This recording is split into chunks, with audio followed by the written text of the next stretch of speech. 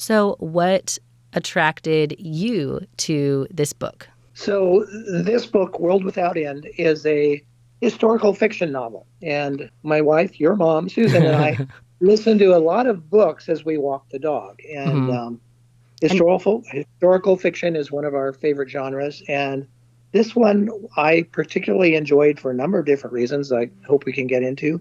Even a surprising thing that I thought made it, in a weird sense, sort of a tale of our time.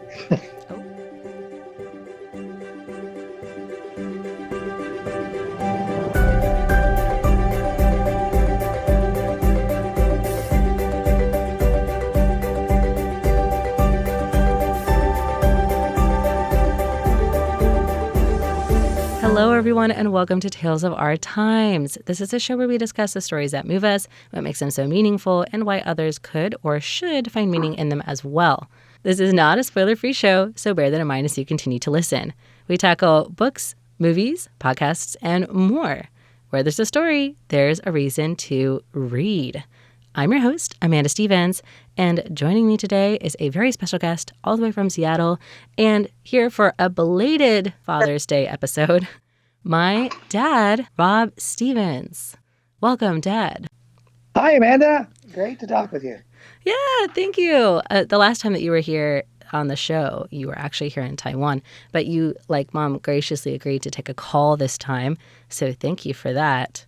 Is there anything that you would like to say to introduce yourself? Well, I'm Amanda's dad. We've visited Taiwan 3 times to see Amanda there, and I really enjoy Taiwan. I listen to a lot of books. Yeah. I like sci-fi and fantasy, and the book today is in the historical fiction genre. Mm-hmm. You said that you listen to books when you and Mom walk the dog, and you guys do that every day, right? Pretty much, yeah. Yeah, so it's a lot of time spent, and then they're not just like walks around the block; they're like long walks. No, well, anywhere from 2 to 5 miles. Yeah, we've got the dog, and we share a pair of iPhone earphones. Oh, one each, so we can listen to it at the same time. Doesn't that drive you crazy? No, it's okay. The only thing negative is I can't get too far ahead or behind of your mom, or it drops out, like an electronic leash. Yeah, that's too bad. So, okay. Well, then, why don't you tell us, what story have you brought for us today? So the story I brought is called World Without End by author Ken Follet. Yeah. And it's, as I said, it's a historical fiction novel. Mm-hmm. It takes place in 14th century England, about the year 1327 is when it starts. So think of monasteries and, feudal England with kings and squires and knights and peasants. The country's greatest export is wool. Thanks for contextualizing that. I am not a person who's really good with dates and then knowing like a good benchmark. So I'm glad that you provided the context. Yeah, there's a couple of historical contexts that come up. One is the 100 Years' War, and the other is the Black Plague. Oh, wait, you told me that when you told me that you were interested in talking about this story. This takes place during the Black Plague. The part of it does, yes. It hits part of Europe and gradually crosses the channel into England and into the location of our story. I mean, as Taiwanese people will well know, a sea will buy you time, but it won't keep you safe forever. Darn people, come to your island. I know. Well, let's see. I think that's all pretty good. Do you think there's anything else that we would need to know before we jumped into the summary? I feel like you already gave us a lot of groundwork to work with. Not really. It takes place in medieval England, and I'm ready to jump in. Okay, well then let's go. Dad, can you give us a summary of World Without End? Okay, the novel takes place in the fictional city of Kingsbridge, England, in the year 1327, and it follows about 4 or 5 main characters. It begins with 4 of them, 4 children, Mervyn, his brother Ralph, and 2 girls named Karis and Gwenda. Gwenda, she's forced by her father to steal some money, because her father is a kind of a low-life, and makes his daughter steal some money during Mass. And later on, it turns out that the money she's stolen is actually from the parents of Mervyn and Ralph, who were landowning peasants or gentry. They had a pretty good life, but they had fallen on hard times, and they were behind in their debts. to the priory or the church, and now he doesn't have the debts. Because the dad can't pay their debts, he has to forfeit all their land to the monastery, who is their landlord, so to speak, give up all of his lands, and they go from a landed gentry to like poor peasant living on handouts from the monastery. And so the two boys, Mervyn, who's the oldest, and his younger brother, Ralph, find some other way of doing things. Ralph, who's the younger, stronger brother, is accepted as a squire to the Earl of Shiring, while Mervyn is pushed to the far less prestigious role of an apprentice carpenter. The novel picks up about 10 years later. Mervyn and the girl, Karis, she's the daughter of a wool merchant, and she's pretty smart and quick thinking. They're in love, and they're maybe 18 or so, about that age. And Mervyn has been an apprentice carpenter all this time. Yeah. And his master is very bad to him. And he's jealous of Mervyn because Mervyn is really a very talented guy, and his work is actually showing him up. Okay, so there goes your guild membership. So there's some jealousy there. Meanwhile, let's see, Gwenda, the girl that had to steal, her dad, who is a real reprobate, he actually sells her into slavery for the price of a cow. Oh my God. She's later able to escape. And good. She's got an infatuation with a young laborer named Wulfric that she's really in love with. And the other brother, Ralph, saves the local earl's life and is rewarded with lordship over Gwenda's village. And Ralph is also a bully. He's always been mean and a bully. And at one point, he comes into town, high and mighty. This Wulfric character tells the guy to go pack it. And Ralph threatens to beat him up, and Wulfric breaks his nose. Oh, take that. Which is just unthinkable. A peasant has attacked a squire of an earl, and Ralph beats him to a pulp. And he's just merciless and brutal. So, so they're all in pretty different spots. Two of them are in love. One of them is now escaped, and one of them is a lord or an earl, but he's also a bully, and he sucks. Yeah, he's an earl, and he's merciless and brutal. Let's see. Wulfric, his parents die, but because he's young, to inherit his father's land, he's got to get the permission of the Lord, Ralph. Who hates him. Ralph doesn't do anything because he hates him. Yeah. And Gwenda, she has this infatuation with the guy. So Gwenda tries to help him. Eventually, after months, she finally is able to marry him. But when they try to get the lands back, she goes to see Ralph one time, to try and plead with him, please give her the land back. Yeah. And Ralph says, I'll help her if you have sex with me. He goes back on his word, which results in an illegitimate child. Okay. So she sleeps with him to get the land back, and then he doesn't get the land back, but then she conceives a son. Right. Let's see. So that's going on with Gwenda and Ralph. They finally have had it with Ralph, and they decide to take him to court. And the real Earl says, okay, if you will join me as a soldier, because the war with France is heating up, you can come with me, otherwise you can hang. And so Ralph goes with him, and he leaves England and goes off to fight in the war. Okay, good, fine, we don't need you. He's off and away. In other news with Karis and Mervyn, is still struggling to be a builder and an architect, and he does real well, but he can't get anywhere. And Karis has always wanted to be like a doctor or a healer. And the doctors at that time are all basically monks. Their healing methods are bleeding you. Right. They care about humors. She has some other ideas, and they all say she's a witch. Yeah, they say she's a witch. She actually gets saved by the head of the nunnery, who basically says, well, if you join the nunnery, we can save you. And Mervyn is heartbroken over this. And so he decides to head off to Italy. And so he disappears for about 8 to 10 years. We don't hear anything. Oh. Meanwhile, Karis goes to the nunnery. She bumps heads because she's very independent, doesn't like being under vows and, the things nuns have to do. Yeah. But the Mother Superior sees that she's got a lot of smarts and talents and basically puts her in charge of the hospital. Okay. And she finds her place there, and people really like her and help her. Because she's actually good at what she does. She doesn't bleed people. She doesn't bleed people. That's right. My preferred doctor. Yeah. While all this is happening, the plague breaks out.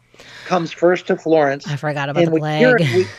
We hear about it because by this time, Mervyn has been in Florence for about 10 years. He's become very successful. He's one of the best builders there. But he wakes up about 10 years later. He's caught the plague, and he's one of the few people that has survived. Most of his household is dead.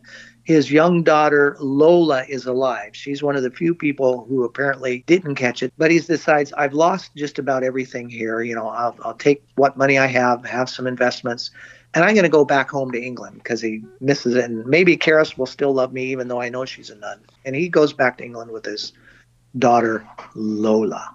When the plague finally comes to England, Karis begins to enforce practices to inhibit the spread of the plague, like washing their hands in vinegar after they touch people, wearing a mask. Okay. Yeah. And stuff like that, which, of course, the doctors, the monk doctors, they say, oh, that's nothing. It has nothing to do with the humors. That doesn't make any sense. Yeah. But she's able to keep the incidence of deaths among the people she treats lower than others. And let's see, some other highlights. These monks, which are supposed to care for people, leave the town high and dry. Most of the monks die. Karis becomes intern prior, and right. So she's got a lot of sway in the town and a lot of good things going on. Yeah, I mean, if she's saving lives, so people are like, we like what she's doing. Everybody loves her. Yeah.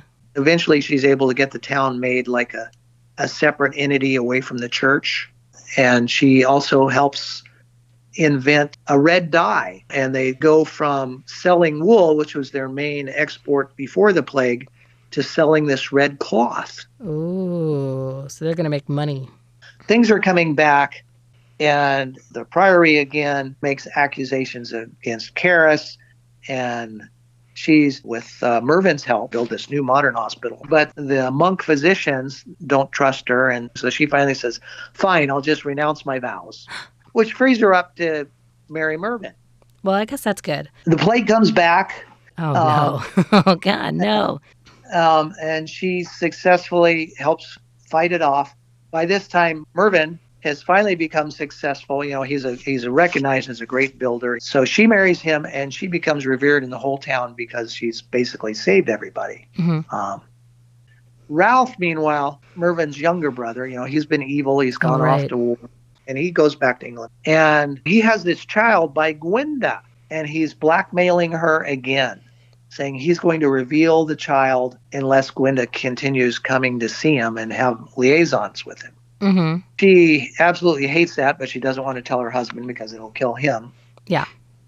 And in the meantime, her son, who by this time is a young man about 18, he's become a squire in Ralph's service. Oh, no. Okay. And he is very much like his true father. He's big and strong, quick to action, slow to think stuff. Okay. One day when Gwenda is called to see Ralph at his forest hunting lodge for yet another liaison, their son comes in and he thinks Ralph is attacking her and he's torn. They end up having a big fight. Ralph is trying not to kill his son because it's my son. Gwenda stabs him in the back. Yay! The son then runs him through with the sword, and that's the end of Ralph. Bye, Ralph. Lots of evil stuff. I don't miss you. Not sorry you're gone. And the book eventually ends more or less happily ever after. Gwenda is married to Wulfric. Mm-hmm. They get their land back. Ralph is out of the way. Mervyn and Karis Ralph is dead, and I want that on record. I hate Ralph. Everybody hates Ralph. Yeah. And Karis ends up revered at the top of the spire of the cathedrals as an angel, and it has a face that looks an awful lot like Karis. And so that's kind of the book. I kind of took what happened in the main characters, but there's a whole rich plethora of minor characters. Well, it sounds like you kind of learn the whole village almost, like through this whole story, like what they're going through in order to understand the whole thing. And so I was thinking earlier, well, why do I like this book? Yeah. And it had a number of things that drew it to me. There was the basic issue of fairness. At the beginning, there's Mervyn versus his master boss. That's a lot of jealousy. And very unfair. Very unfair. Keep him out of business. There's Wulfric, Gwenda's husband. He can't get his family's lands back because Ralph hates him, even though Ralph was the cause of all that. Karis wants to be a healer, but she can't because she's a woman, and the people in charge don't trust her. There's a lot of political and religious intrigue, and whoever's in charge has a lot of power. And then there's just the general good versus bad or good versus evil. There's greed, there's power, there's bullying and crimes from Ralph. And in Gwenda's case, her father sells her into slavery, for the price of a cow. So there's all these different elements in it. So to you, this book was really meaningful then because you got to really see how everybody's lives kind of intertwine. Because it also starts from a very innocent scene as look, it's us as children.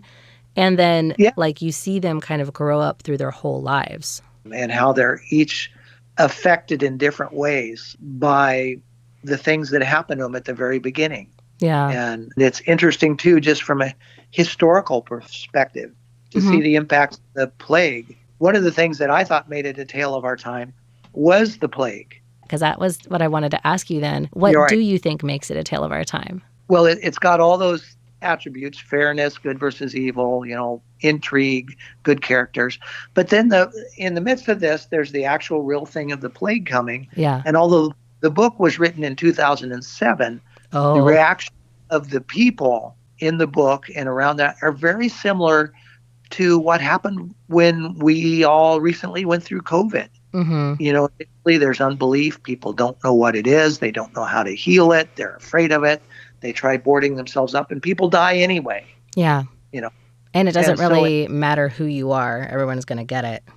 It doesn't matter who you are. It affects rich and poor alike. And so I thought, gosh, that touches kind of close to home recently. It was the whole experience. It was there was the element of fear. People were afraid.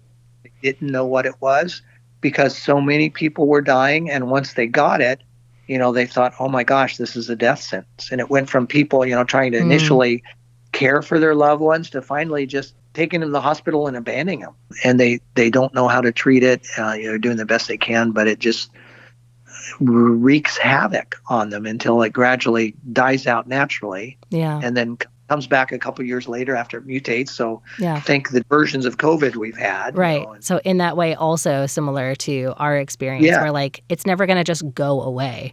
But it won't, it may not, I won't say won't, but it may not be as bad as the first time because we have the knowledge of it, right? But for all the people who are trying to ostrich it out and bury their head in the sand, it's well, that's not going to work. This is a disease. It's around. They don't go away. Although it's worse than COVID because remember, their medicine is bleeding people and checking the humors. Although I guess to that point, you could say that it still reflects our reality in that you have people in power in the church peddling false cures. Things that this will cure you, and it's actually just making it worse. It's not going to help you at all. Well, and the people in power have their own agendas. Yeah. And, they'll use this terrible thing to their advantage or, try to profit off it in some way. Yeah. And I guess in that way, people have always been the same. So unfortunately, we are out of time. But if you could give World Without End a one-phrase subtitle of your very own, what would that be? I had a hard time with that. In part, I didn't understand World Without End. I didn't see how that fit anything. I was kind of hoping, the thing I kept running up against was the main characters are always striving for a dream or a passion. And ultimately, I thought of striving for paradise. And paradise, different things to different people. But all the characters really struggled with it over their lives, Well, Dad, thank you so much for doing this with me. This was like a saga, once again. Oh, it is. I should have known. It's a huge book. It's the second title in a trilogy called the Kingsbridge series. And I just really liked it for the intrigue, the characters, the plague. Weirdly enough, had a lot of things to identify with and a lot of things to enjoy. Thank you for joining me, and a belated Happy Father's Day to you as well, which is Thank you. why I wanted to do this episode with you. And to all of you listeners out there, thank you for listening. This has been Tales of Our Time on Radio Taiwan International. I was your host, Amanda Stevens, with my dad and guest, Rob Stevens. And today we were talking about the book World Without End, Striving for Paradise, a tale of our time. We'll see you next time.